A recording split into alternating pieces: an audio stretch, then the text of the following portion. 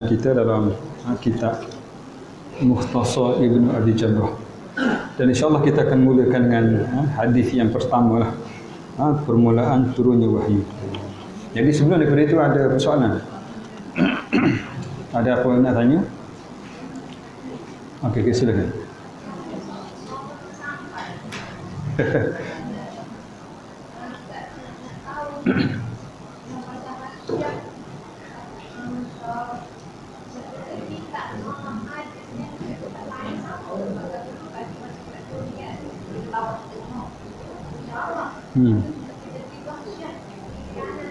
Ya. Gini, kalau kita hadis dalam kitab kuning lah. Oleh kerana kita hadis dalam kitab Jawi ini terlalu sikit sangat. Antaranya ada kitab hadis terjemah, dia biasa lebih pada terjemahan. Riyadhus Shalihin, kitab 40, okey, kitab hadis 40. Jadi wallahualam, setakat ni ana tak jumpa lagi kitab hadis yang dalam bentuk versi kitab kuning.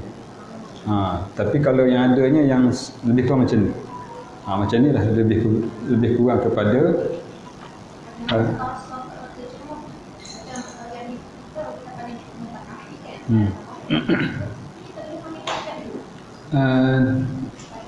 tidak semestinya. Biasanya kalau kitab yang ada nota kaki di bawah ni, kita disebut kitab tahqiq.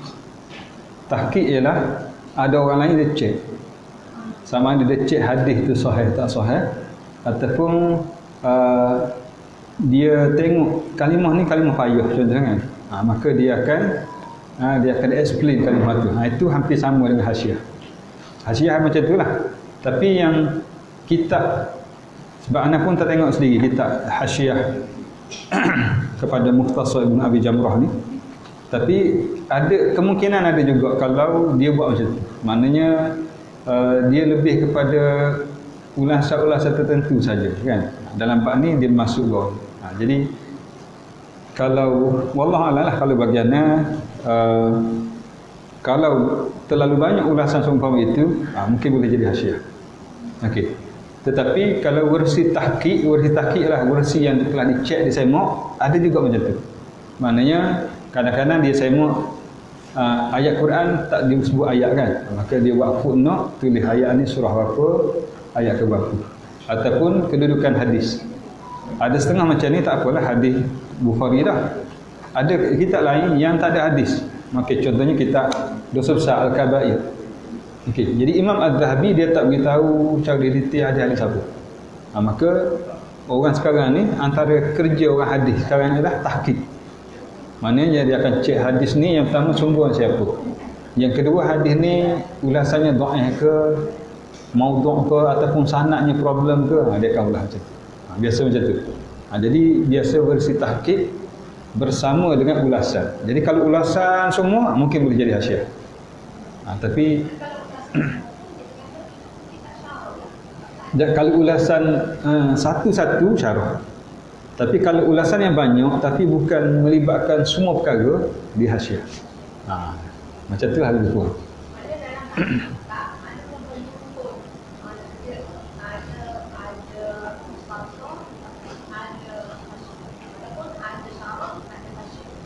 Dia macam ni. Macam kitab ni, contoh Mukhtasar kan. Ini kitab ni Mukhtasar. Kemudian yang disebut tadi hasyiah kan. Jadi daripada Mukhtasar ni, kalau macam kitab kita Jawi, Mukhtasar di tengah, dia tepi ni lah hasyiah kan. Maka dia akan, tapi dia tak akan ulas semua. Dia tak akan ulas semua perkara. Mungkin yang ni dia ulas ada dua makna saja di sini, dia ulas sini panjang lebar kan. Ataupun ada dua isu, ataupun ada dua hukum berkaitan, dia akan ulas sini. Ataupun kalau versi sekarang ni, kalau kitab baru ni mungkin dia boleh buat di bawah jugalah. Ataupun dia masuk sini terus. Dia masuk, contohnya kalau dalam kitab akidah umpamanya, matan dia buat dalam kotak kan, sini. Bawah ni dia hurai. Jadi ada dua lah. Kalau huraian penuh satu persatu, syarah. Kalau huraian yang tidak cover semua sekali, dia ambil, dia hurai, itu hasyiah. Sekitar macam tu lah.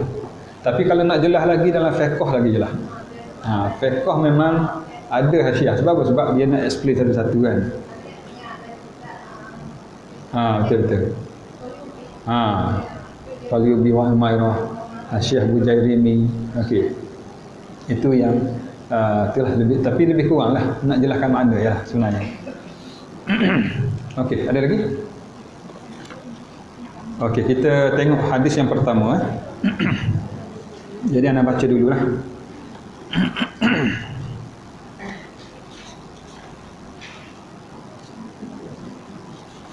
Tak apa, dia peringkat awal-awal ni dia slow sikit. Tapi bila dah lama-lama tu kita dah biasa laju lah.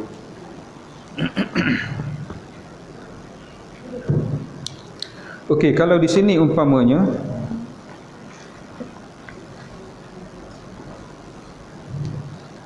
kita nak rasa sikit macam mengaji hadis di India ataupun Pakistan.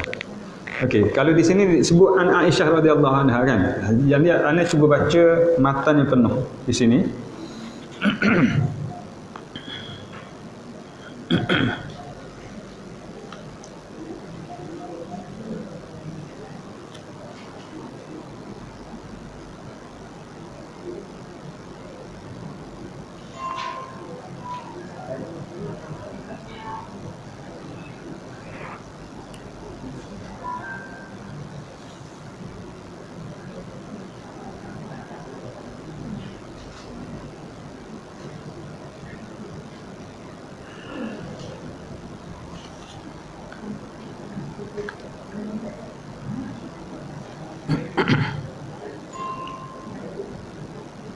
Okey, anda cuba baca ni sikit matan dia lah, anda baca matan penuh. Okey. Haddatsana Abdullah. Kalau kat sini tak ada kan? Sini Aisyah tu. Okey, haddatsana Abdullah ibnu Yusuf. Qala akhbarana Malik. Okey, akhbarana Malikun an Hisham ibni Urwah an abihi lah Urwah lah, Urwah bin Az-Zubair. An Aisyata, okey, Ummul Mukminin radhiyallahu anha. Okey. Dah jumpa kan?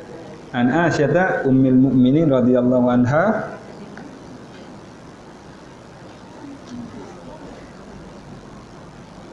Okey. Itu maknanya apa yang anda baca tadi adalah itu matan lengkap. Daripada Imam Bukhari ada 4 orang.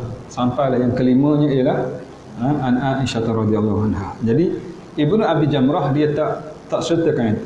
Dia terus kepada rawil a'la iaitu Aisyah.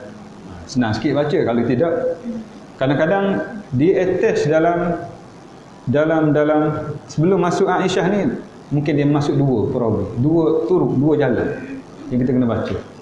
Ini 5 orang. Kemudian dalam jalan lain pula 5 orang juga ataupun 6 orang tapi orang yang berbeza. Jadi sebab itu kalau nak belajar, nak faham, kita belajar macam ni. Nak belajar tarikh hadis, tengok sini sebab dia akan lebih detail. Okey. Jadi an Aisyah ummul mukminin radhiyallahu anha annaha qalat awwalu ma budi'a bihi Rasulullah sallallahu alaihi wasallam min al-wahyi ar-ru'ya as-salihatu fi an-naum. Fakana la yara ru'ya illa ja'at mithla falaq as-subhi thumma hubbiba ilaihi al-khala. Kalau bagi bawah, okey, ada setengah di bawah betul kan? Ada setengah kalau bawah sabdu tu di bawah, dibagi di bawah. Okey, kalau di atas bagi di atas lah. Yang umpamanya hubbiba kan? Kalau atas pada sabdu tasdid jadi hubbaba. Hubbiba ilaihi al-khala. Wa kana yakhlu bi ghari hira'in fayatahannathu fihi wa huwa at-ta'abbudu al-layaliya dhawatil adadi qabla an yanzi'a ila ahlihi wa yatazawwadu lidhalik thumma yarji'u ila khadijata fayatazawwadu limithliha hatta ja'ahu al-haqqu wa huwa fi ghari hira faja'ahu al-malaku faqala iqra' qala ma ana biqari'in. Yang menjadi masalah kepada kita ni ialah antaranya lah kita nak cari dhamir. Qala banyak ni kan? Qala siapa qala ni? Itu. Tapi terjemahan ada okeylah. Qala, tu tadi. Banyak qala di sini kan. Fa'akhadhani faghattani hatta balagha minni al-jahda thumma arsalani faqala iqra. Jadi kadang-kadang dia tak ubuh bagi. Kalau kita baca sambung faqala iqra. Okey, kalau kita tak sambung faqala iqra. Qultu ma ana biqari'in fa'akhadhani faghattani ats-tsaniyata hatta balagha minni al-jahda thumma arsalani faqala iqra. Faqultu ma ana biqari'in fa'akhadhani faghattani ats-tsalitsata thumma arsalani faqala iqra bismi rabbikal ladzi khalaqal insana min 'alaq iqra wa rabbukal akram. Okey. Ini sampai akhirlah, sampai 5 ayat.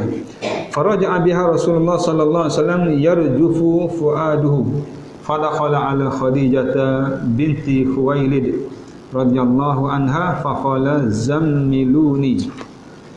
Panjang zammiluni fazammaluhu hatta dhahaba anhu ar-raw'u faqala li Khadijah wa akhbaraha al-khabara laqad khashitu ala nafsi faqalat lahu Khadijatu kalla wallahi ma yukhzika Allahu abadan innaka latasilu ar-rahimah ataupun latasilur rahimah wa tahmilul kalla wa taksibu al-ma'duma wa taqri ad-dhaifa wa tu'inu ala nawaibil haqqi fantalaqat bihi Khadijatu hatta atat bihi Waraqata ibn Naufal. Ibni ataupun Naufal ibni Asad ibni Abdul Uzza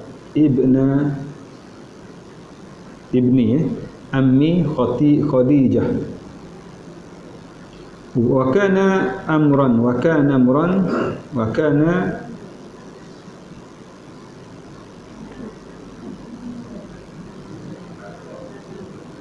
imra'an qad tanassara fil jahiliyah wa kana yaktubul kitab al-ibrani fayaktubu min al-injili bil ibraniyah ma syaa Allahu an yaktuba wa kana shaykhan kabiran qad amiya faqalat lahu Khadijatu ya ibna ammi isma' min ibni akhika faqala lahu Waraqatu ya ibna akhi madza tara faakhbarahu Rasulullah sallallahu alaihi wasallam khabara ma ra'a faqala lahu Waraqah hadha an-namus alladhi nazzala Allahu ala Musa ya laitani fiha jaz'an laitani akunu hayyan idh yukhrijuka qaumuka faqala Rasulullah sallallahu alaihi wasallam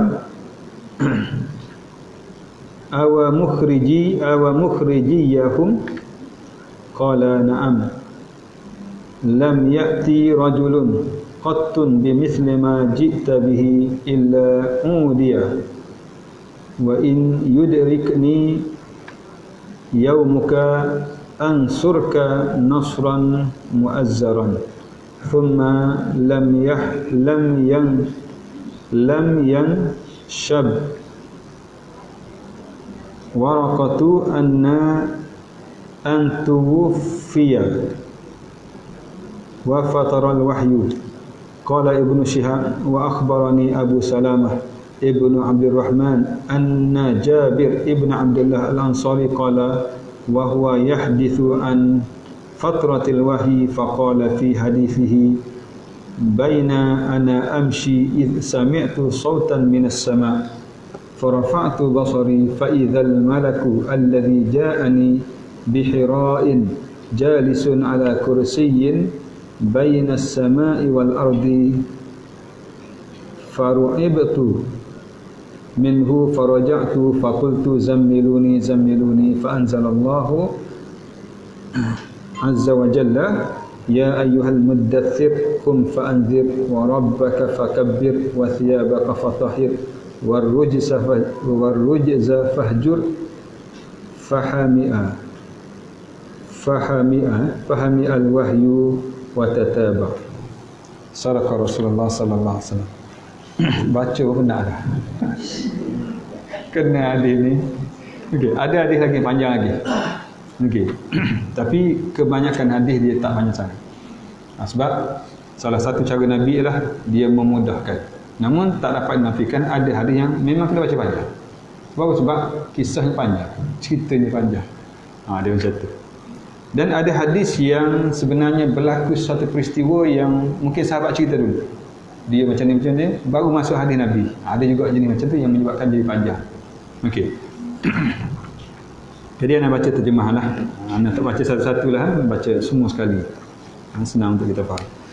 Daripada Aisyah Ummul Mukminin radhiyallahu anha dikhabarkan bahawa ia telah berkata, permulaan wahyu. Jadi ini cerita Aisyah radhiyallahu anha. Okey. Kemudian adalah sedikit mana peristiwa yang berlaku yang Nabi cakap antaranya ialah dengan malaikat Jibril alaihissalam. Jadi pengkisahan sahabat dia boleh.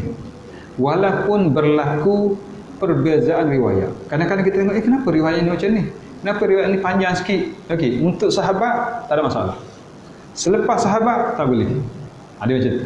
Sebab sahabat diiktiraf sebagai adil. Sahabatnya diiktiraf sebagai adil. Mana sedikit riwayat dia dengan makna dia, okey, tidak mengapa.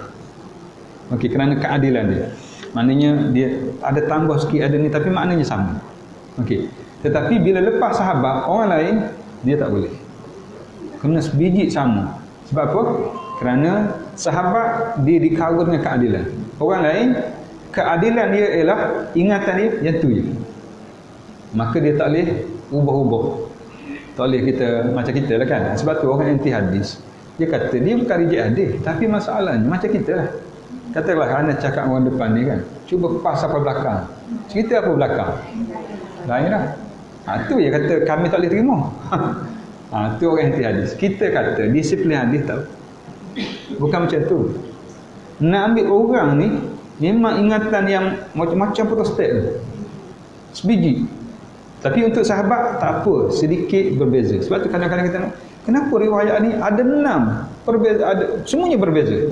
Mungkin berbeza dari segi di kalangan sahabat yang dengar daripada Nabi, dia sampai kepada orang lain, mungkin sedikit berbeza. So untuk mereka ni tak berlaku. Okey, lepas tu daripada tu tak boleh. Sebab apa? Orang ni ikatan mereka, kekuatan mereka ialah hadis ni. Kalau yang ni kelebihan mereka lah, mereka memang amanah. Memang dia tak akan bohong terhadap Nabi, cuma mungkin penyampaiannya berbeza sedikit. Itu saja. Okay, sebab tu kita kata, kenapa hadis ni berbeza? Berbeza sikit lah kan. Sebab tak mengaku riwayat bil makna di kalangan sahabat, tapi orang lain tak boleh. Okey. Jadi Rasulullah ni cerita daripada Sayyidatina Aisyah radhiyallahu anha. Permulaan wahyu yang dimulakan dengan dia kepada Rasulullah sallallahu alaihi wasallam ialah mimpi benar di dalam tidur. Itu permulaan wahyu, mukaddimah wahyu, mimpi benar. Sebelum dilantik secara rasminya menjadi rasul. Okey. Mimpi yang benar dalam tidur, maka tiadalah junjungan. Di sini dia menggunakan istilah junjungan kepada Nabi sallallahu alaihi wasallam. Junjungan besar dari Nabi kita Muhammad sallallahu alaihi wasallam bermimpi satu mimpi, melainkan datanglah mimpi itu seperti cahaya subuh. Macam cahaya waktu subuh. Okey. Kemudian disukakan kepadanya berkhalwat, berasingan diri, dan adalah junjungan Nabi kita Muhammad sallallahu alaihi wasallam berkhalwat di Gua Hira lalu beribadah di dalamnya. Maknanya start pada mimpi itu dia rasa nak berkhalwat, bersendiri, nak berfikir tentang ciptaan Allah, untuk melihat dan sebagainya lagi. Okey, iaitu beribadah di Gua Hira, iaitu beribadah dalam masa beberapa malam berbilang-bilangan sebelum kembali kepada ahlinya. Okey, kalau ahli di sini bahasa Arab ataupun di dalam hadis, kalau sebut ahli, okey, siapa mana ahli? Yang paling tepat ahli ialah isteri. Tetapi tak salah juga ahli diterjemahkan keluarganya, sebab daripada isteri lah anak, datanya anak. Itu maknanya ahli. Asal ahli ialah kalau disebut sini ahli kepada ahlinya, maknanya isteri lah. Okey, itu Sayyidatina Khadijah. Maknanya beberapa malam duduk di Gua Hira. Okey ya. Duduk sebab di Gua Hira tu kalau sekarang wallah sekarang mungkin tak nampak dah. Kalau dulu duduk di Gua Hira memang dia boleh nampak Kaabah. Sekarang ni bangunan berapa tingkat dah kan. Jadi dalam keadaan memang melihat Kaabah, berfikir tenang, okey ya. Dan boleh terus berfikir ataupun ada yang mengatakan beribadat dengan syariat-syariat sebelum ni. Okey. Jadi kembali kepada ahlinya, pada isterinya dan berbekalan untuk demikian itu. Maknanya balik ambil bekal lah. Duduk, okey, mungkin kata duduk sehari 2 hari, pergi sana balik. Lebih kurang macam itulah. Selepas pada datangnya mimpi. Kemudian junjungan kembali kepada Khadijah dan berbekalan sama seumpama itu juga hinggalah sampai pada satu hari datang padanya kebenaran. Ya, bila sedang baginda berada dalam Gua Hira, maka datanglah padanya malaikat, iaitu malaikat Jibril alaihissalam. Lalu ia berkata, bacalah Iqra. Maka berkata junjungan besar kita Nabi Muhammad sallallahu alaihi wasallam, ma ana biqari'in, aku pandai membaca, aku tak erti baca, Nabi kata. Maka berceritalah Nabi. Jadi ini kisah-kisah yang dinakalkan oleh Sayyidatina Aisyah. Macam kita ceritalah, Nabi cerita. Okey. Jadi bercerita junjungan, kemudian ia mengambil akan daku maka dipeluk kuat-kuat. Jadi bila Nabi kata aku tak boleh baca, dipeluk kuat-kuat Nabi sehingga terasa kepada aku kesungguhannya, kemudian dilepaskan. Rasa macam memang rasa kena peluklah. Lalu dilepaskan, lalu ia berkata, ia ni merujuk pada malaikat Jibril alaihissalam. Bacalah. Sekali lagi dia suruh. Maka aku berkata, jawab sama juga, tiada aku pandai membaca. Kemudian diambil lagi, lalu dipeluknya, ketak-ketak, erat-erat, kali kedua, sehingga terasa kepada aku kepayahan. Rasalah, okey. Memang dia peluk kuat-kuat. Kemudian dilepaskan aku dan berkata, Iqra, bacalah. Maka aku berkata, tiada aku pandai membaca. Setelah daripada itu mengambil akan daku, buat kali ketiganya, lalu dipeluknya sungguh-sungguh lagi kuat sehingga terasa aku eratnya, kemudian dilepaskan aku. Maka ia berkata, bacalah dengan barulah ayat tu ya, ayat bacalah, Iqra bismi rabbikal ladzi khalaqal insana min 'alaq, Iqra wa rabbukal akramul ladzi 'allama bil qalam 'allamal insana ma lam ya'lam. Bacalah dengan nama Tuhan engkau. Ini terjemahan kepada ayat tadilah. Yang menjadikan manusia daripada darah. Bacalah demi Tuhan engkau yang mulia. Pulanglah baginda. Selepas pada itu, maka pulanglah baginda sallallahu alaihi wasallam dengan ayat-ayat itu, maknanya dengan wahyu itulah yang dibaca oleh malaikat Jibril alaihissalam, dan hatinya gemetar, takutlah sebab tak pernah berlaku benda macam ni. Lalu masuklah ia kepada Khadijah, bertemu dengan Khadijah di rumahnya lah. Seraya berkata, selimutlah aku. Okey, zammiluni. Maka diselimutkan mereka akan dia, diselimutkan oleh Khadijah. Okey. Anda tak tahu kenapa dia terjemah mereka ni. Sebenarnya kalau ikut Khadijah, ataupun dia takut kalau bila terjemah, maka diselimutkanlah dia akan dia. Pening kita kan. Mungkin dia sebut mereka. Wallahualam. Maknanya diselimutkan mereka itu merujuk kepada Khadijah. Okey. Tapi kalau kita tengok di sini, ganti nama yang diguna ni iaitu merujuk pada Khadijah lah, bukan mereka.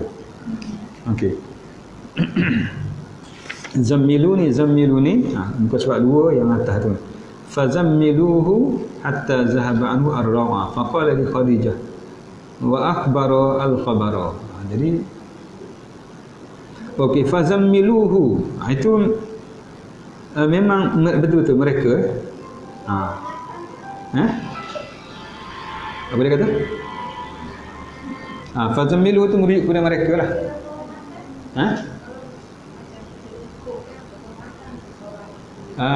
Biasa dia menggunakan, kalau penghormatan biasa menggunakan langsung kamu.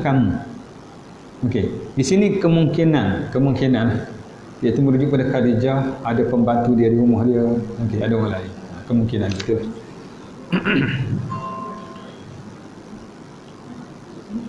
Okey, maka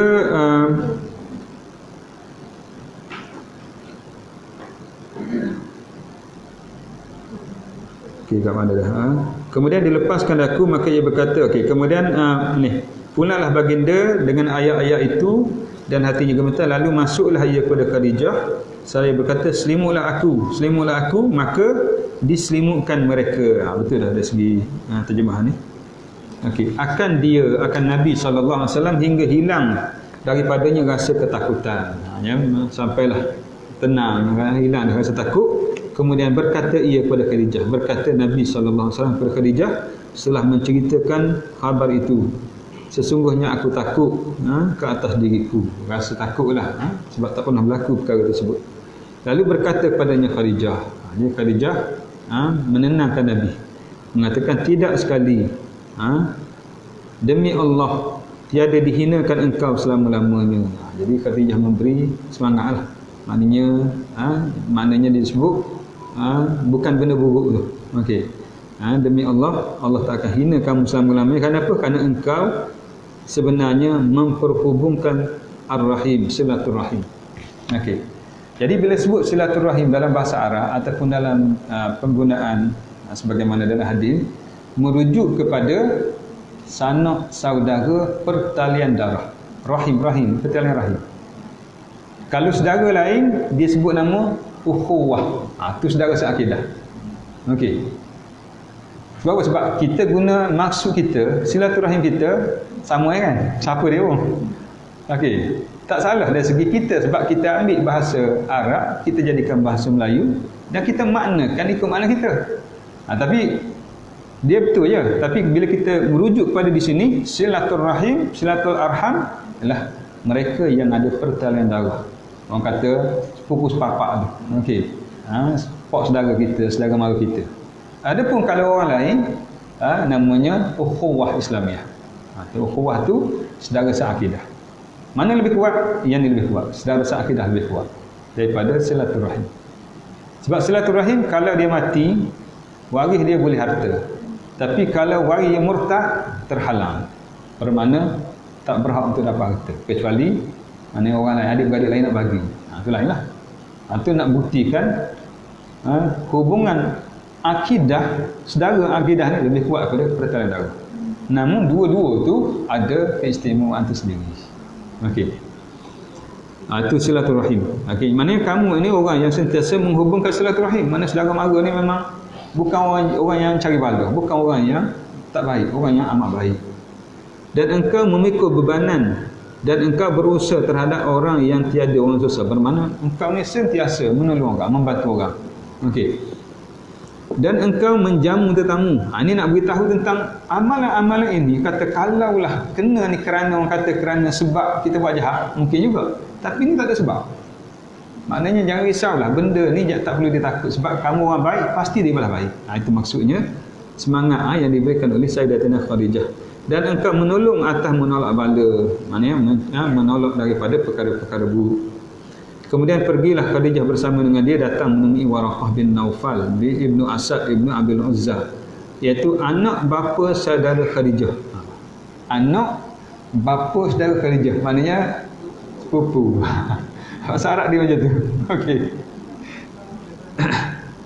Ibnu Abi Bakrah, anak kepada ayah Bakrah. Maknanya Bakrah tu adik-beradik dia. Okey. Jadi Waraqah itu adalah seorang yang beragama Nasrani, di zaman jahiliyah, dan pandai menulis kitab Ibrani. Jadi kitab Ibrani ni dia ada Arab, Arab, dia ada Ibrani.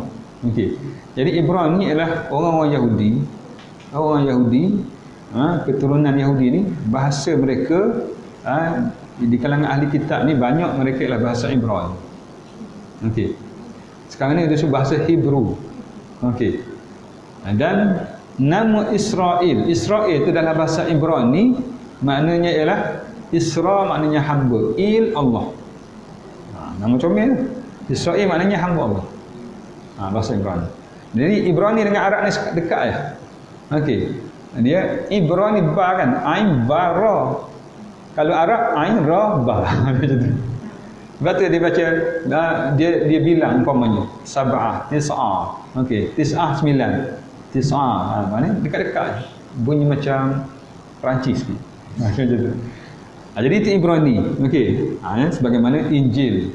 Okey, ditulis dalam bahasa Ibrani. Okey. Jadi dia ni memanglah agama Nasrani dan memang orang alim lah dan boleh menulis kitab Ibrani. Maka disalinnya daripada kitab Injil itu bahawa Ibrani apa yang dikehendaki, maknanya dengan dalam bahasa Ibrani. Okey, dia kata Allah bahawa ia menulis dan adalah ia seorang yang berusia tua. Masa tu dia dah tua dah. Okey, dah uzur lah. Maka berkata kepada Khadijah, sebab apa? Sebab dia bila menulis ni orang yang tahu lah. Okey, tentang isi kandungan tersebut. Jadi dia pun beritahu, kata ya ni maknanya wahai. Okey. Sebab tu bila kita tengok terjemah Arab kena tengok juga lengguk terjemah dia. Ya ni bukan ya bukan. Okey. Ya ni maknanya wahai. Okey. Wahai anak bapa saudara, maknanya wahai sepupuku. Cuba dengarkan daripada anak saudara engkau ini. Okey, anak saudara engkau ini. Jadi dia kata wahai sepupuku. Okey, Khadijah kata, dengarlah daripada anak saudara engkau ni. Okey, menuju pada Nabi sallallahu alaihi wasallam. Kemudian bertanya kepadanya Waraqah, wahai anak saudaraku, apakah dia yang engkau lihat itu? Lalu dikhabarkan kepadanya oleh Rasulullah sallallahu alaihi wasallam akan perkabaran yang dilihatnya. Nabi cerita sebagaimana yang berlaku. Maka setelah itu berkata kepadanya Waraqah, itulah Namus. Namus ialah Jibril alaihissalam yang pernah diturunkan oleh Allah ke atas Nabi Musa alaihissalam. Itu malaikat Jibril. Maknanya bila malaikat Jibril yang membawa wahyu. Yang wahyu maknanya bermakna malaikat Jibril tak akan turun melainkan kepada mereka yang menjadi nabi ataupun rasul. Bermakna kamu ni adalah Rasulullah. Itu maksudnya. Kiranya kalau aku masih muda remaja, maknanya kalau aku masih kuat, dan aku masih hidup pula ketika dikeluarkan engkau oleh kaum engkau. Maknanya tahu dah cerita dah. Okey, bahawa setiap nabi ni akan hadapi cabaran macam ni. Jadi kalau aku masih ada lah, Waraqah kata, aku akan membantu kamu. Okey. Maka segera bertanya kepada Rasul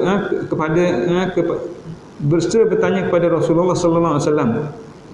Okey, maknanya segera bertanya kepadanya oleh Rasulullah sallallahu alaihi wasallam. Kena betul sekali ayat. Okey, apakah mereka menolakkan aku? Jadi takkan Waraqah tanya kan? Nabi tanya.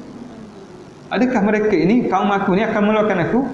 Maka jawab Waraqah, ya, kerana tidak pernah datang seorang nabi lelaki dengan membawa seumpama yang engkau datang, iaitu nabi lah, membawa risalah. Dengannya malaikat akan dimusuhi, maknanya akan ada musuh. Dan sekiranya aku dapati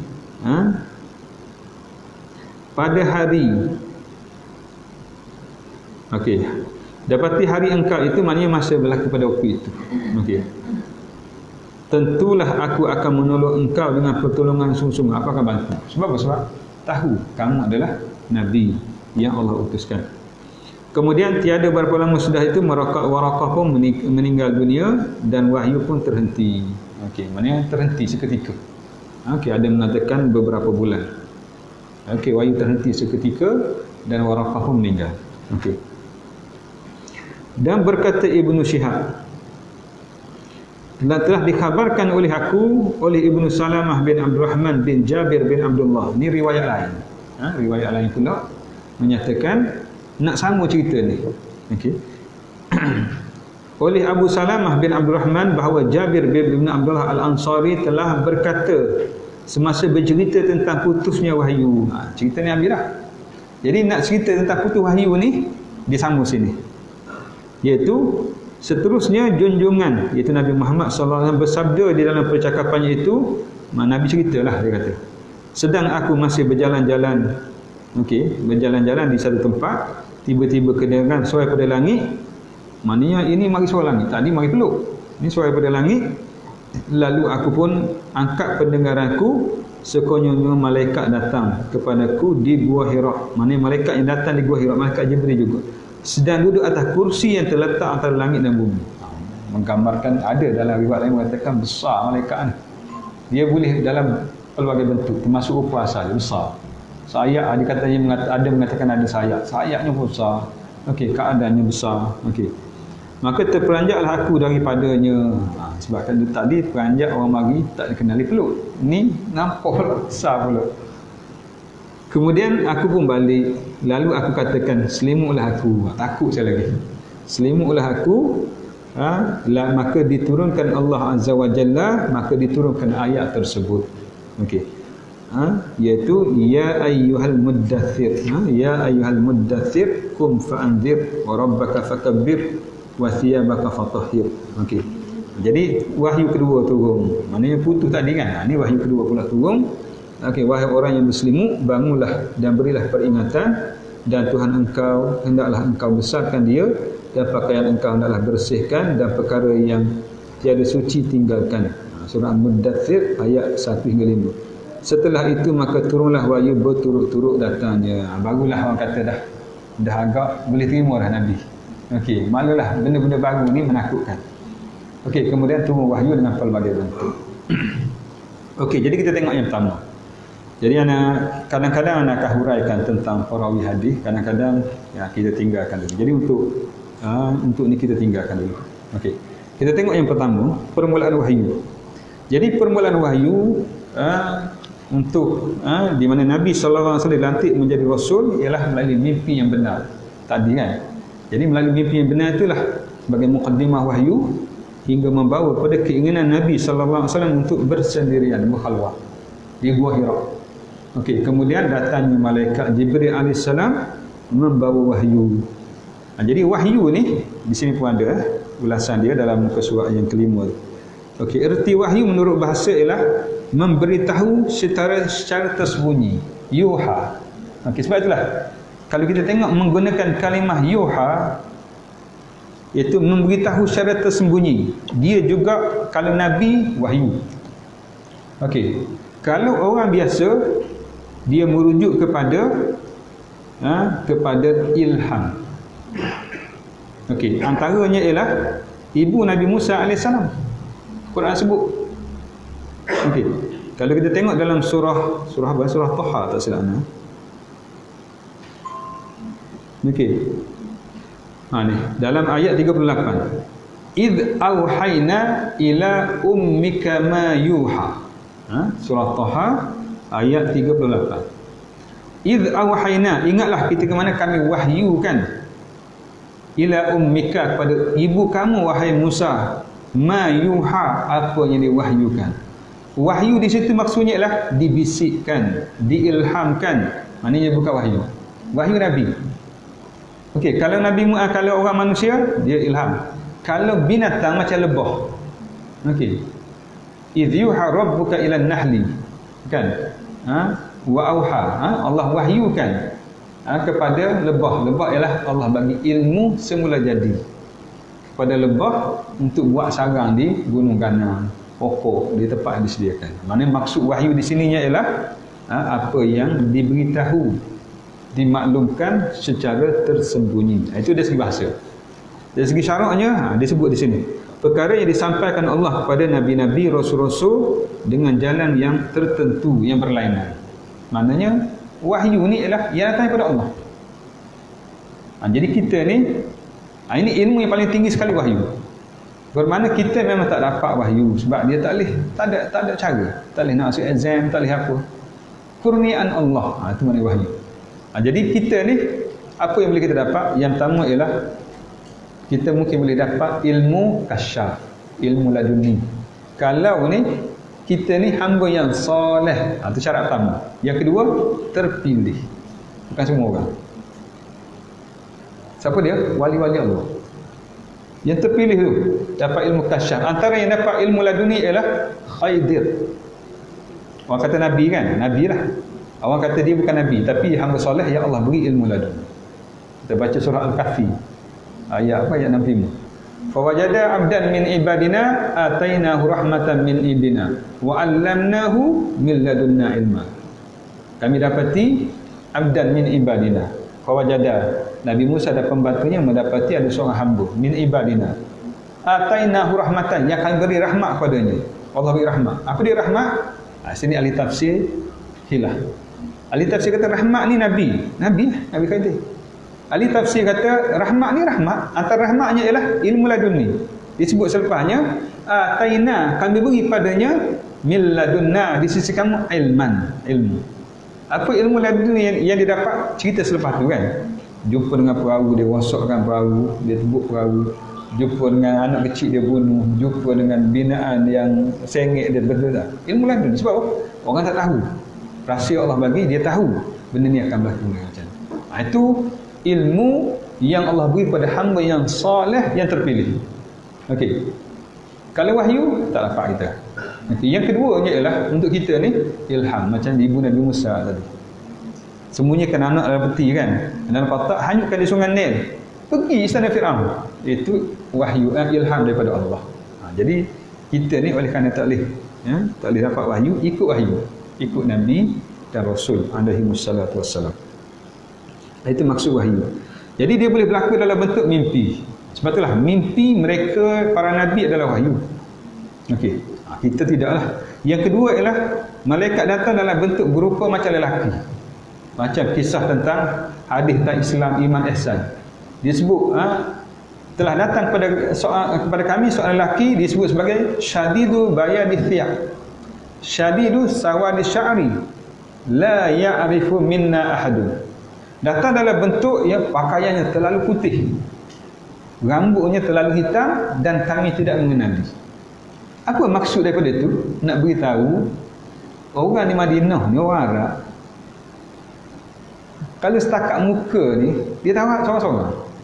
Kaki dia kenal, tapak kaki tu ada pada pasir, boleh tahu lagi ni tapak kaki dia ni. Jadi yang menjadi kehairanan di sininya ialah orang lelaki yang tidak ada tanda musafir, baju bersih, rambut hitam, maknanya tak kusut masai, tapi kami tak kenal siapa dia. Itu malaikat Jibril. Dijelaskan Nabi last sekali kan, bila dah selesai Nabi kata, kamu tahu tak siapa tu? Maka Ibnu Umar kata, Allah wa Rasul a'lam. Maka Nabi kata, hadza Jibril yu'allimukum dinakum. Itulah Jibril yang datang mengajar agama kamu. Itu boleh datang dalam bentuk demikian. Okey, yang kedua ialah Jibril datang ataupun berupa dalam bentuk asal macam tadi.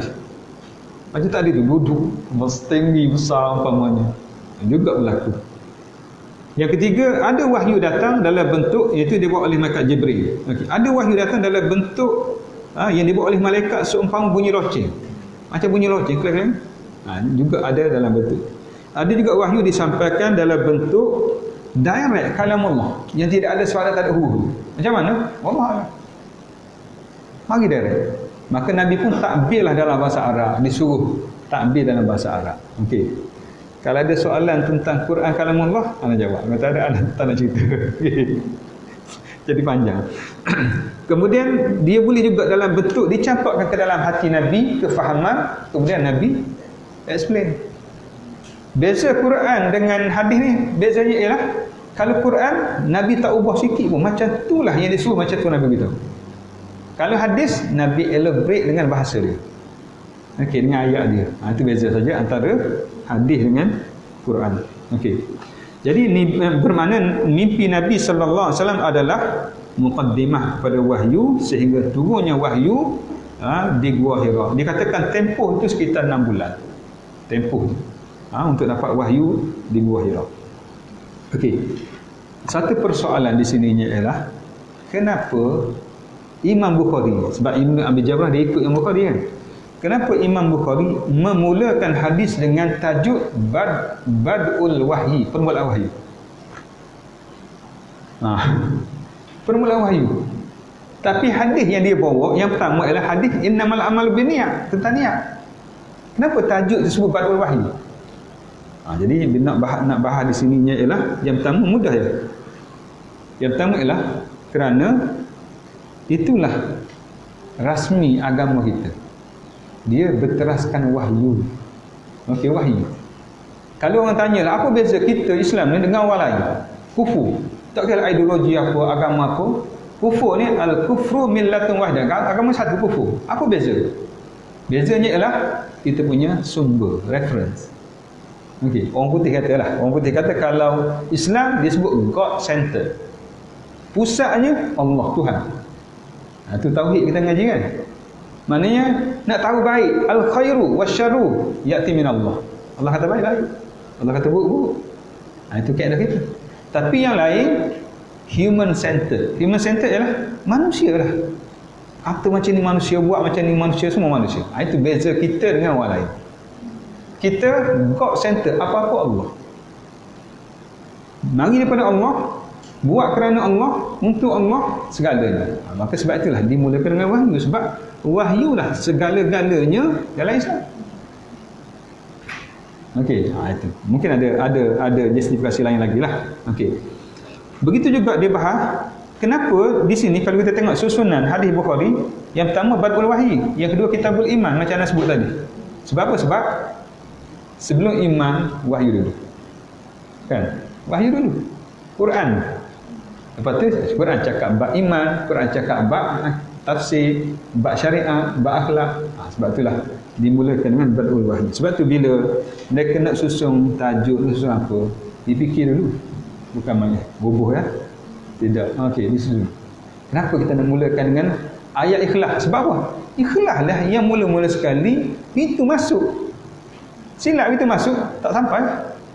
Sebab itulah walaupun dengan badul wahyi dimulakan dengan ayat ikhlas, sebab sememangnya wahyu dan sebenarnya ikhlas adalah benda yang paling awal sekali dalam kehidupan kita. Okey. Sebab tu kebanyakan ulama-ulama bila susun macam tu. Ada tamat ialah niat. Walaupun Imam Bukhari pun sama, ada tamat niat. Tapi tajuknya wahyu. Okey. Adakah wahyu niat ni wahyu pertama? Tidak. Merujuk kepada nawaitu. Niat inilah matlamat utama. Kita nak sebab apa? Sebab kerana Allah. Itu niat dia.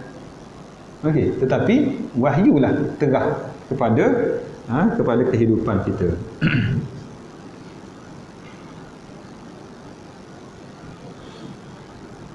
Jadi sebab itulah didahulukan oleh Imam Bukhari dalam bab ni tajuk wahyu dulu, lepas itulah baru disebut kitab iman.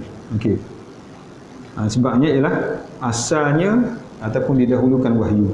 Yang kedua, datangnya selepas daripada wahyu itu barulah datangnya iman, barulah benda lain yang berkaitan. Okey. Kemudian perbahasan kedua ialah berkhalwat. Okey, berkhalwat di Gua Hira. Okey, ada satu lagi sebenarnya anda nak sebut sedikit tentang di sininya ialah bila disebut wahyu, macam anda sebut tadi lah, terah kita ni wahyu. Bermakna ukuran penilaian baik buruk apa dia? Wahyu. Okey, baik bila wahyu kata baik, buruk bila wahyu kata buruk. Akal nak letak mana? Akal. So dalam Islam, akal dengan wahyu ni dia duduk sekali. Okey, yang pertama ialah wahyu lebih tinggi daripada akal. Bermakna nak rujuk wahyu dulu. Bukan kita tinggal akal. Okey. Akal akan confirm, akan follow wahyu. Akal tidak akan bertentangan dengan wahyu. Itu yang pertama. Okey, yang kedua ya konsep lah disebut sebagai dia tidak akan bercanggah dua. Tak akan bercanggah. Sebab apa? Wahyu nak mari daripada siapa? Allah. Akal Allah. Tak bercanggah. Okey. Yang pertama okey. Antara akal dengan wahyu ni, wahyu lebih tinggi. Akal ada bawah, maknanya penilaian kita kena tengok wahyu dulu. Okey, sebab tu dalam bab halal haram, dalam bab wahyu kan, akal mari akan sokong wahyu dan dia tidak pernah bertentangan. Sebab apa? Konsepnya mudahnya ialah dua-dua mari pada Allah. Takkan Allah buat benda bertentangan. Tapi kenapa orang tengok bertentangan? Sebab dia bermasalah. Dia bermasalah. Okey, bukan akal dengan wahyu. Okey. Yang tidak bertentangan. Yang ketiga, ini menarik tiga. Dia complement each other. Dia melengkapkan antara satu sama lain. Bagaimana wahyu melekatkan akal? Wahyu melekatkan akal itu dengan menyediakan framework. Okey. Menyediakan framework.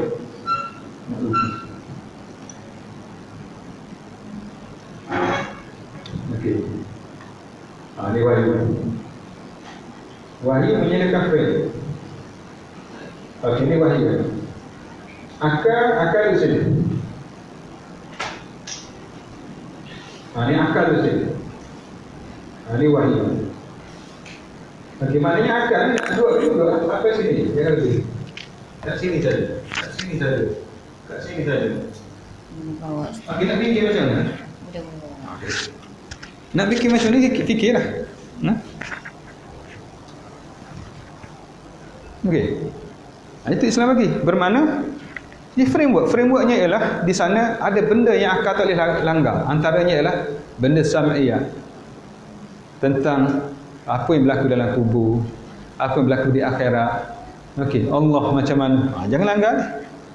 Yang lain fikir. Nak fikir macam mana? Nak buat research, buat itu konsep komplement. Komplementnya ialah wahyu menyediakan garis panduan. Buatlah akal macam mana pun, jangan langgar yang. Okey. Itu wahyu menyempurnakan akal. Bagaimana akal menyempurnakan wahyu? Akal menyempurnakan wahyu adalah akal yang baik, yang bagus, yang ada kemampuan umpama ulama kita. Yang belajar dengan bahasa Arabnya, yang belajar dengan nahwu, belajar ni, dia mampu untuk tafsir wahyu dengan tafsiran yang sebenar. Kan? Cuba kita orang biasa tafsir wahyu. Minta bukan. Jadi bermakna akal nak tafsir ni, nak faham akal lah kan? Akal. Cuma akal yang mampu, yang baik. Okey, yang power, maka dia dapat mentafsirkan ayat Quran. Macam orang tafsir ayat apa? Wa'bud rabbaka hatta ya'tiyakal yaqin. Kan? Sembahlah Tuhan kamu sampai yakin. Bila yakin, tak payah sembahyang. Bawa, yakin dah kan? Itu tafsiran yang mengagu. Sebab itulah kita perlu pada ahli tafsir, kita perlu kepada ahli fiqh, kita perlu kepada ni. Sebab apa?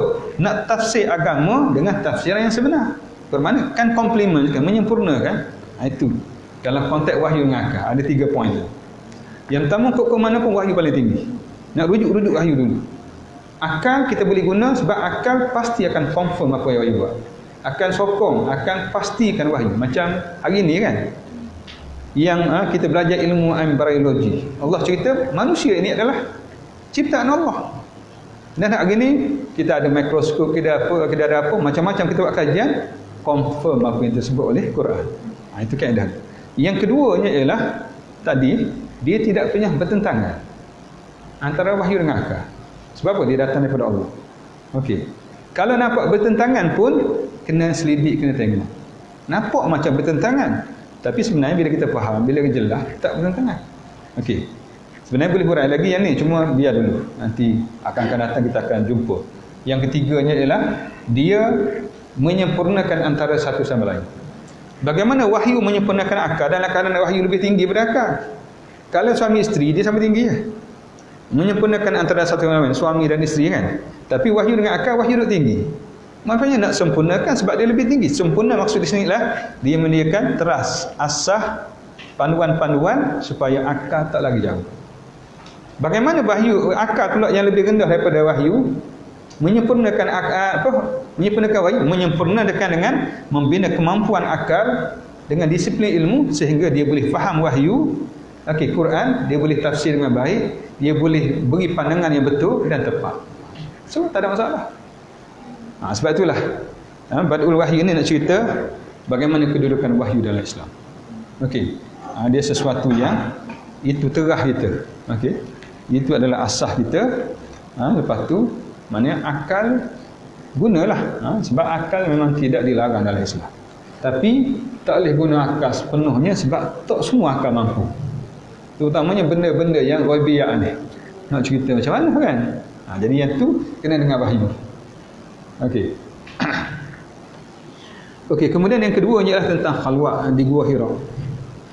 Jadi khalwat ni datang setelah daripada mimpi Nabi SAW, iaitu mimpi melihat ada macam cahaya-cahaya kebenaran. Okey. Jadi menyebabkan Nabi ni berfikir ataupun nak cari satu tempat yang dia boleh melapangkan dirinya untuk berfikir khalwat. Kita pun guna khalwat juga. Khalwat dalam arti kata kita duduk seorang-seorang. Okey, sebab apa? Sebab mudah nak berfikir. Okey. Ataupun orang yang sekarang menggunakan istilah suluk kalau dalam istilah tasawuf. Suluk mana dia duduk berfikir. Dan dalam bulan Ramadan ni kita lihat bagaimana syariat iktikaf. Orang ni mufti minta anda buat. Nah, tajuk khutbah. Iktikaf 10 Ramadan. Okey. Jadi dia memang berminatlah konsep iktikaf ni. Jadi tahun lepas sebenarnya Jabatan Mufti memang dah bagi duit kepada kita 20,000 untuk buat iktikaf di Masjid UAE. Tiba-tiba kau pergi hari. Cancel habis. Okey. Sebab apa? Sebab bila kita duduk iktikaf yang dianjurkan oleh Nabi ataupun ditunjuk oleh Nabi, iaitu 10 terakhir Ramadan ataupun masa tahun terakhir sebelum Nabi wafat 20 hari. Iaitu dia masuk 10 tak keluar air raya. Itu iktikaf yang dianjurkan oleh Nabi sallallahu alaihi wasallam. Adapun kita ni sebab mungkin sibuklah kita kan. Iktikaf masuk sekejap, iktikaf keluar balik, keluar lama masuk sekejap. Okey. Ada macam tu. Tapi sebab apa? Memang betul, cuba buat. Bila kita iktikaf masuk 20, bukan tak keluar juga atas urusan yang tak boleh dielakkan. Kita keluar lepas hari raya tu, lepas solat hari raya, sebenarnya bila kita duduk seorang-seorang, duduk dalam masjid rumah Allah, banyak benda kita akan berfikir hubungan kita dengan Allah. Kita akan, sebab sini kita, umpama kita bangun di awal pagi, kita rasa macam, kita rasa menyesal dalam banyak perkara yang kita buat. Kita rasa ni, awal pagi kan, bila ada siang, lupa habis dah. Yang tadi, sebab apa? Sibuk benda ni kan. Itu. Sebab itulah, luangkan masa untuk, biar ada masa untuk kita nak kosongkan diri kita daripada segala kesibukan yang lain. Sebab itulah, bila kita pergi Mekah, kita boleh banyak buat ibadat sebab kita tak sibuk fikir benda lain, nak buat ibadat aja. Kan? Tidur 4 jam pun cukup, tidur ni cukup. Sebab apa? Fokus kita. Sebab itulah, elok ni, masuk Ramadan ni, kita perbanyakkan iktikaf. Kalau tak boleh iktikaf macam Nabi buat pun, biar lama sikit duduk. Sebab apa? Di saat itu kita akan berfikir lebih pada fitrah kita. Lebih pada benda yang kita nak sebenarnya, nak apa sebenarnya dalam hidup kita di dunia ini. Hidup kita tak sampai 100 tahun. Okay, kita hidup akhirat berapa juta tahun, bilion tahun, tak ada penghujung. Tapi persiapan kita buat apa lah. Jadi kita fikir balik, ingat balik. Jadi muhasabah kepada kita balik, kaji balik hubungan kita dengan Allah. Tengok Allah bagi peluang untuk kita bertaubat. Banyak mana kita ambil peluang umpamanya. Peluang untuk baca Al-Quran umpamanya. Jadi dengan iktikaf tadilah sebenarnya memberi ruang yang banyak untuk bina hubungan kita dengan Allah Subhanahu Wa Taala. Jadi begitu kat Nabi. Okey, jadi suka untuk berkeluar iktikaf, berfikir tentang kebenaran.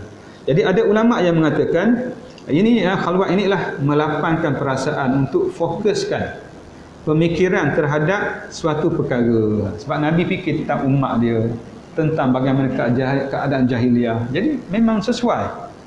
Sebelum Nabi buat kerja yang besar, kan? Jadi begitu juga kita. Kita nak sentiasa perbaiki dalam keadaan akhir zaman. Akhir zaman ni, dunia ni tak lagi pada kita kan. Bangun tidur tengok cari yang sihat lah, tengok. Kan? Berita ni. Jadi kalau boleh, maknanya bukan salah. Lali pun ada Quran, ada macam-macam kan. Tapi paling banyak kita tengok FB, WhatsApp, apa lagi? Okey, tak habis nak baca. Sekarang ni macam grup kan, grup WhatsApp. Banyak sangat. Sampai kat Ana memang kena marah. Sebab lambat reply.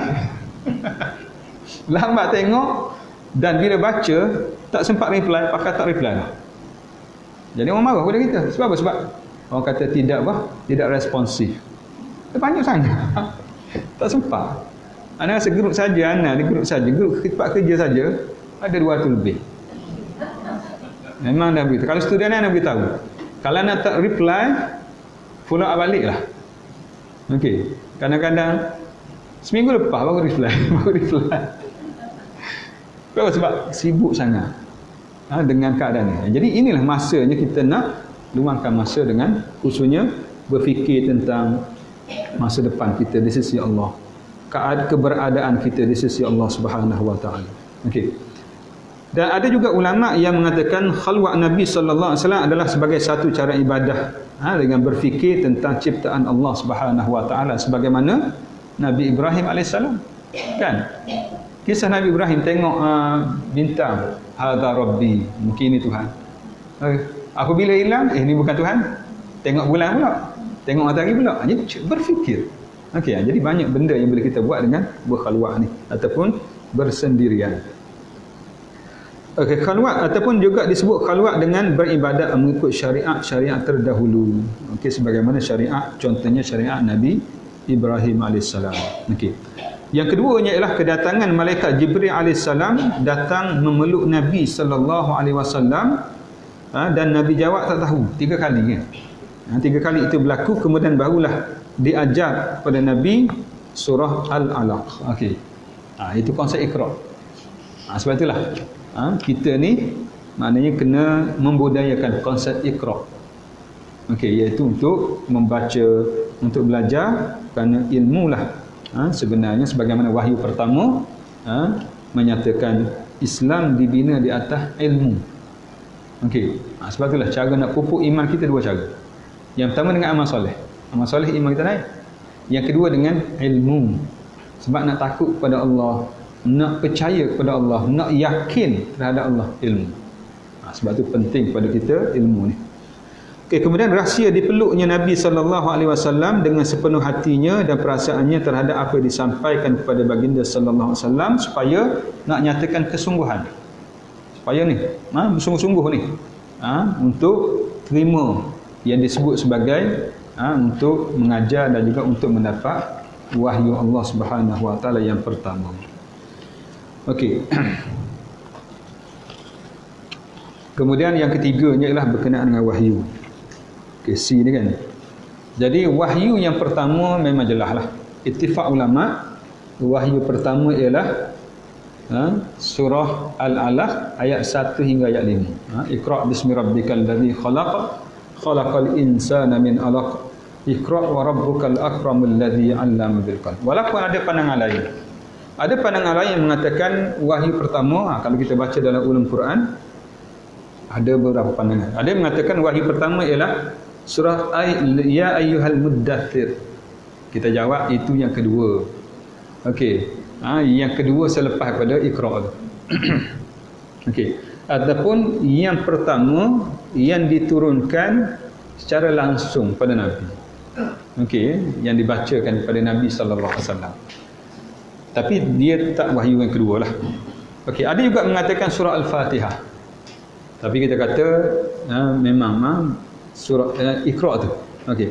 Dan ada juga yang mengatakan yang pertama turun ialah Bismillahirrahmanirrahim. Jadi ada pandangan-pandangan yang dibahas oleh ulama kita, tapi yang paling kuatnya ialah yang pertama tadi. Sebab jelas tu. Wahyu pertama Nabi sallallahu di Gua Hira. Dan ada juga perbahasan kalau kita tengok dalam ulum Quran ni, dalam kitab ni, ulum Quran ni ada perbahasan ayat pertama ayat terakhir. Sebab apa dibahas ayat pertama ayat terakhir? Sebab ada sebab dia. Antaranya ialah kita nak tahu tentang sesuatu hukum. Sebab umpama bila kita belajar dalam hukum nasikh mansukh, dia turun ayat, kemudian ada ayat lain menasahkan ayat lain. Takkan ayat menasahkan turun mula-mula. Ayat yang diturunkan, ayat nak nasahkan mesti turun lewat daripada tu kan. Sebab itulah ada hikmah kita nak tahu ayat mana paling awal, ayat mana turun kemudian. Sebab antaranya kita nak tahu ayat nasikh mansukh antaranya. Okey. Dan kita boleh tahu sebab nuzul dan sebagainya lagi. Okey. Sebab tu kalau ulum Quran kita akan belajar ayat makkiyah madaniyah. Kan kita tengok Quran pun ada kan makkiyah. Apakah makkiyah? Jadi pandangan yang paling rajih mengatakan makkiyah ialah ayat yang diturunkan sebelum Nabi hijrah ke Madinah walaupun dia tak turun di Mekah. Ayat ni turun di Taif kan? Makkiyah. Ayat madaniyah yang paling rajih ni, ada banyak pandangan. Ayat madaniyah adalah ayat yang diturunkan selepas hijrah walaupun dia turun di Mekah. Idza jaa nasrullahi wal fath. Turun di Mekah tapi selepas hijrah madaniyah. Okey, ada perbahasan. Sebab apa? Kita ada hikmah dia di sebalik perbahasan tersebut. Jadi kalau ayat paling akhir sekali ayat mana? Ayat paling akhir sekali adalah ayat dalam Al-Baqarah ayat 281. Wattaqu yawman turja'una fihi ila Allah thumma tuwaffa kullu nafsin ma kasabat wa hum la yuzlamun. Ayat ni turun 9 hari sebelum Nabi sallallahu alaihi wasallam wafat. Ada lagi banyak perbahasan lain. Okey, jadi secara umumnya begitulah. Di sebalik kita tahu ayat-ayat akhir ni dia ada sebab-sebab tersendiri. Okey, dan yang terakhirnya ialah berkenaan dengan peranan Sayyidatina Khadijah radhiyallahu anha. Ini yang menjadi contoh kepada isteri, ialah untuk menjadi yang kata tulang belakang pada suami. Kan? Macam mana sekalipun berat keadaan, tapi bila isteri boleh beri sokongan, maka sudah pasti memberi kekuatan. Sebab itulah kalau kita tengok peristiwa Isra' dan Mi'raj, antara sebab berlakunya peristiwa Isra' dan Mi'raj yang disebut sebagai rihlah, dia ada dua. Yang pertama rihlah tarbawiyah. Tarbawiyah ialah Nabi nak mengaji, nak belajar tentang bagaimana kehidupan yang ditunjukkan kepada Nabi. Di akhirat kedudukan macam ni, bahkan di syurga kan. Itu tarbawiyah. Satu lagi rihlah tarfihiyah. Tarfih ialah menghiburkan Nabi. Sebab dua tonggak besar yang memberi kekuatan kepada Nabi di saat berhadapan dengan desakan, tekanan pihak jahiliyah musyrikin. Yang pertama, isteri baginda sallallahu alaihi wasallam Sayyidatina Khadijah wafat. Yang keduanya ialah Abu Talib, bapa saudara. Walaupun Abu Talib tak beriman, tapi Abu Talib ni ayat yang mudah untuk guna macam ni. Abu Talib kata, kalau lagi mana aku ada, kamu jangan sentuh anak saudara. Kalau tidak, langkah mayat aku dulu. Orang Melayu guna istilah macam tu kan. Begitu juga Khadijah, habis harta, macam-macam lagi. Jadi itulah kita boleh ambil peranan isteri mainkan peranan besar dan di sebalik kejayaan suami, sebagaimana yang telah dilakukan oleh Sayyidatina Khadijah, memberi semangat kepada Nabi, mengatakan Allah tidak akan membuat perkara buruk padamu wahai suamiku, kerana kamu orang yang baik, macam ni akan semangat. Sebab itulah penting di dalam kehidupan kita ada orang yang boleh memberi sumber kekuatan kepada kita. Kemudian siap bawa lagi jumpa dengan sepupu dia. Waraqah bin Naufal, dan Waraqah pun memberi nasihat yang baik. Ini di antara kita lihat besarnya jasa yang dilakukan oleh Sayyidatina Khadijah radhiyallahu anha, sehingga Nabi tak pernah lupa pada dia.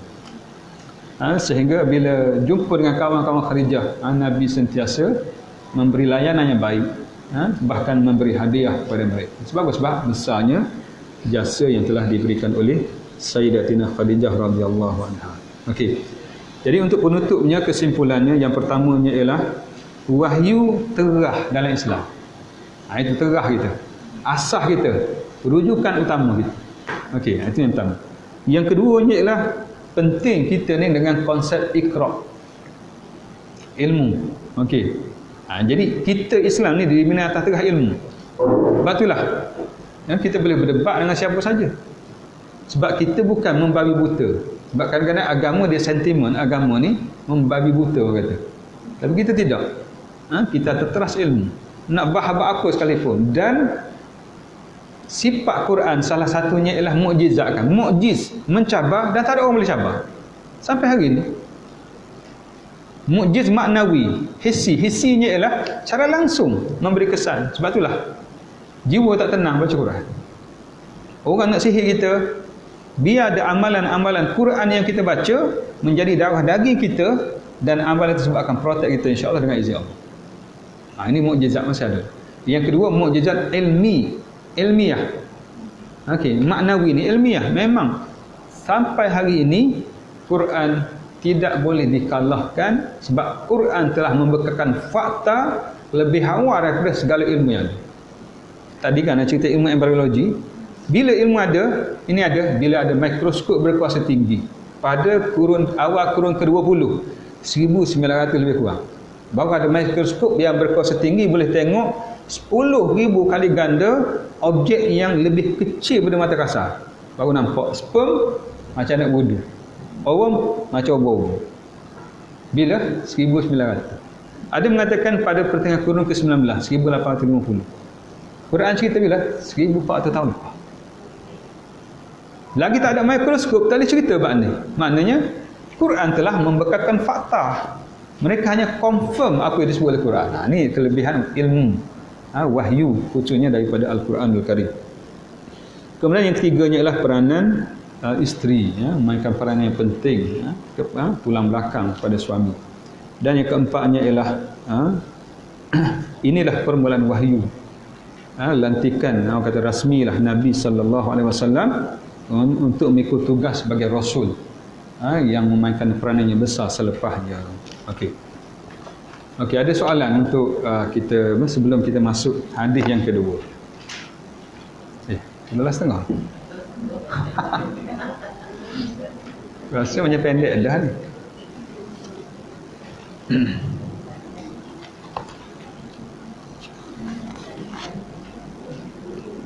Okey, saya rasa kita berhenti setakat ni dululah. Tak boleh banyak-banyak sangat kan? Anda nak cuba sekurang-kurangnya 3 hadis. Okey. Tapi nak apa tak apalah, yang ni lepas ni kita ringkaskan lagi. Okey. Kita ringkaskan, senang ya ringkasnya. Ulah. Sikit-sikit habis. Okey. Tapi tak apalah. Gini nanti anda huraikan, kalau ada benda nak tanya boleh tanya. Okey. Mungkin hadis ni panjang sikitlah. Okey, hadis yang kedua hadis tentang kemanisan iman. Hadis yang ketiga ialah berkaitan dengan berkaitan dengan perjanjian, bai'ah, taat setia. Hadis keempat yang berkaitan dengan iaitu niat, nawaitu mainkan peranan, sehingga hadis ini menceritakan orang membunuh masuk neraka, orang yang dibunuh pun masuk neraka. Kita akan bahas insya-Allah.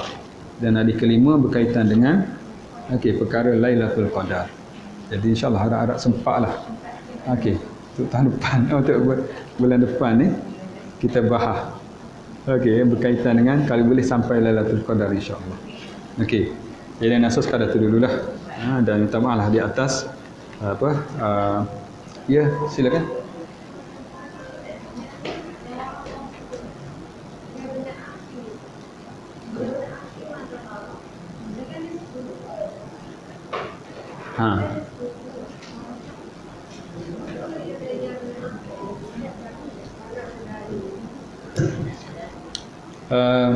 Dia merujuk kepada ginilah, merujuk kepada nak beritahu rapat dan dekatnya. Sebab orang ni yang paling rapat sekali anak dia, kan? Selepas tu anak saudara. Jadi itu dari segi orang kata uslub mujamalah. Untuk melihatkan, merujuk kepada seolah-olah macam anak saudara dia. Akan kasihnya, sebab dia orang tua kan, akan sayangnya, akan sukanya kepada Nabi sallallahu alaihi wasallam.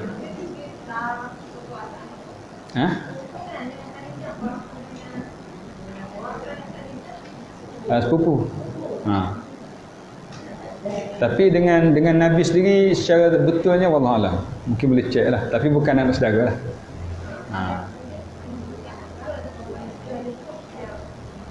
Ya ibnu akhi, maknanya anak saudara kalau kira. Jadi di sana kalau wallahualam lah, mungkin ada ulasan yang jelas, tapi anda nampak lebih kepada uslub mujamalah. Arab biasa suka mujamalah. Anta dia sebut anta rajulun bi ta'rabbina. Kamu ni seorang lelaki milik Tuhan. Dia ni. Jadi kemungkinan macam itulah. Ataupun kemungkinan dalam bentuk penghormatan. Dalam bentuk nak beritahu hubungan yang rapat. Anda melihat macam itulah. Begitu juga kadang-kadang dia sebut tu direct, ya ibni, wahai anakku. Dia sebut. Kadang-kadang dia sebut ya ammi kan. Kita sebut ammi. Kita dengan orang Arab, kita ni amu. Amu ialah bapa saudara. Jadi kemungkinan di situlah nak merujuk kepada penghormatan.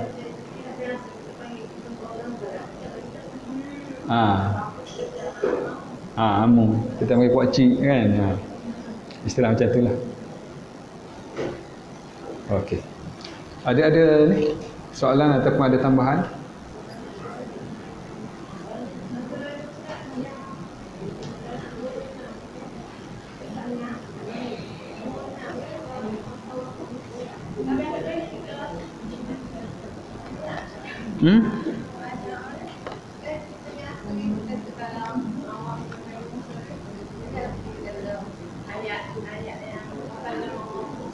Taklima.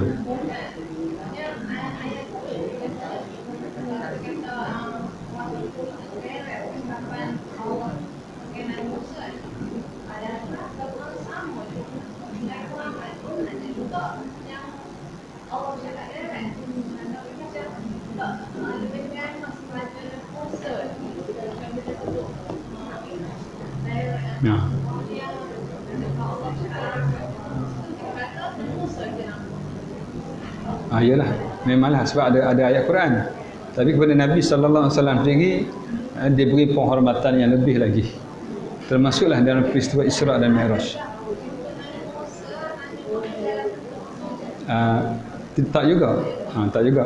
Sebab dia ada disebut turun melalui malaikat Jibril alaihissalam tu. Kan disebut tadi kan, namus yang pernah turun kepada Nabi Musa alaihissalam. Cuma benda-benda ini, benda kisah-kisah ni kita terima apa yang sahih. Yang sahih maknanya diceritakan dalam Quran. Kemudian mungkin ada diceritakan oleh Nabi dalam hadis Nabi. Adapun yang lain kita mungkin tak selidik. Maknanya dalam bentuk macam mana. Okey, sebab apa? Sebab kita bimbang bila kita cuba untuk dapatkan banyak cerita-cerita umat terdahulu, dia masuk dalam satu istilah disebut riwayat Israiliyat. Okey, Israiliyat ni tak salah. Dia ada sahih, dia ada batil dan dia ada KIV. Menarik. Jadi sebab itulah maknanya dalam bab ni kita tak panjang-panjang sangat. Okey, tapi kalau ada riwayat yang jelas, okey, kita terima. Okey, kalau tak ada, kita umum macam tu saja. Contohnya macam perahu Nabi Nuh kan. Ni KIV. 3 tingkap lah, ada semua. KIV sebab apa? Tidak ada dalil yang menyatakan dengan jelas. Sebab cerita Nabi Nuh memang ada cerita dalam Quran, tapi tak detail. Tak kata buat bubuk Asyura apa kan. Yang jenisnya macam tu tak ada. Okey. Kita nak kata tidak, memang ada, mungkin ya. Nak kata ya, tak dijelaskan dengan detail. So kita terima macam tu je. Dia ada jenis macam tu. Tapi kena hati-hati, banyak riwayat Israiliyat yang batil. Tu je lah. Sebab itulah dalam cerita-cerita terdahulu kita ada benda yang kita detailkan, ada benda tak detailkan. Kita terima umum macam tu ya. Yang diterima. Okey, kisah yang diterima ialah kisah Nabi Khidir. Nabi Khidir ni ada dua, Nabi atau tidak. Sebab bila sampai ayat cerita fawajada abdan min ibadina atainahu rahmatan min indina, fawajada abdan, hamba kan. Siapa hamba? Maka Nabi mentafsirkan dalam riwayat lain, Nabi sendiri kata hadza Khadar. Khadar tu Khidir lah hari tersebut. Nabi sebut Khadar. Jadi Khadar tu ulama kata dia Nabi sebab apa? Atainahu rahmatan. Rahmat tu mereka tafsir dengan Nabi. Nabi lah. Ada mengatakan rahmat ni rahmat lah macam tadi kan. Ilmu laduni yang Allah beri kepada Nabi Khidir, yang Nabi Musa mengaji dengan dia. Maka dia adalah hamba yang soleh. Tapi ni confirm Nabi sebut. Dan riwayat ini sahih. Nabi kata hadza Khadar. Ini Khadar. Itu riwayat Israel yang sahih. Adapun yang cerita karut, harut marut. Cerita Nabi Allah Sulaiman kan. Cerita Tabuk Bekah. Okey, yang Bekah ni yang cerita apa? Aladin ke apa yang keluar jin tu. Anda rasa ambil pada cerita ni. Tabuk bila dia gosok pun keluar jin. Minta nak apa? Okey. Lepas tu cerita benteng yang jenis balik lah. Itu cerita Nabi Daud AS. Nabi Daud mengalahkan Jalut. Okey. Dia kata menggunakan batu dia paling habis hancur semua. Okey, wallahualam. Sebab tu boleh kau orang dia buat cerita. Okey, itu di antaralah. Dia ada dalam tafsir, biasa dalam tafsir dibahaskan Israiliyat. Okey, dan ada kitab lah yang membahaskannya. Cuma kita kena ambil macam inilah. Dalam tafsir-tafsir besar ada Israiliyat yang batil. Tafsir Ibn Jarir At-Tabari. Ada. Dalam tafsir Bil Ma'thur. Tafsir Bil Ma'thur ni dia bawa riwayat-riwayat tentang mentafsirkan. So, apa sikap kita? Sikap kita adalah kalau dah benda terbukti, benda terbatil, kita buang yang tu je. Jangan buang tafsir Imam Tabari. Sebab apa? Manusia sudah pasti ada kelemahan, kekurangan sedikit sebanyak. Kan? Sebab ada orang batil ni reject habis. Kita Imam Ghazali reject terus. Jadi itu bukan cara kita lah. Okey, dan bukan adab kita lah. Okey, kalau tak ada, rasa setakat ni dulu insya-Allah. Okey, ana ucapkan selamat berpuasa lah pada semua. Dan rebulah peluang. Puasa ni orang kata lubuk rahmat. Semua ada lah. Maknanya kalau masuk puasa ni orang kata lepas puasa dosa banyak lagi. Lekat lagi berat kita. Maka rebut peluang yang Allah beri sebaik mungkin, mudah-mudahan kita orang yang mendapat rahmat daripada Allah Subhanahu Wa Taala dan insya-Allah kita sambung perbincangan kita dalam perkara berkaitan dengan hadis ini, dan insya-Allah selepas ni kita akan fokuskan pada hadis ni. Ulum hadis bukan tak bahas, kita akan bahas tak terlalu detail sangat, tak terlalu panjang sangat, dan ana suka untuk masuk atas masa perbahasan. Kita cerita-cerita balik, tanya-tanya balik yang ana cerita dulu kan. Sebab tu ana cerita baru ni detail sikit supaya dapat gambar lah. Nanti kita cerita nampak sikit lagi. Okey, itulah dalam perbahasan kita, dan cuba baca sekali lagi lah nanti dalam hadis-hadis yang kita belum baca lagi, supaya nanti kalau bila anda baca tu dah nampak dah. Okey, kalau tak faham tu boleh tanya untuk kita kita lebih lagi memahami maksud-maksud ayat ataupun perkataan yang ada di sini. Okey, jadi ana sekadar tu dulu. Wa nas'alullah al-hidayah wat taufiq. Asallahu yanfa'ana jami'an fima yuhibbu wa yardah. Wa naftatimu. Kita akhir dengan tasbih kafarah dan surah wal 'asr. Subhanakallahumma bihamdika asyhadu an la ilaha illa anta astaghfiruka wal 'asr alladziina aamanu wa 'amilus shalihaat wa tawassaw bil haqqi wa tawassaw bis sabr. Assalamualaikum warahmatullahi wabarakatuh.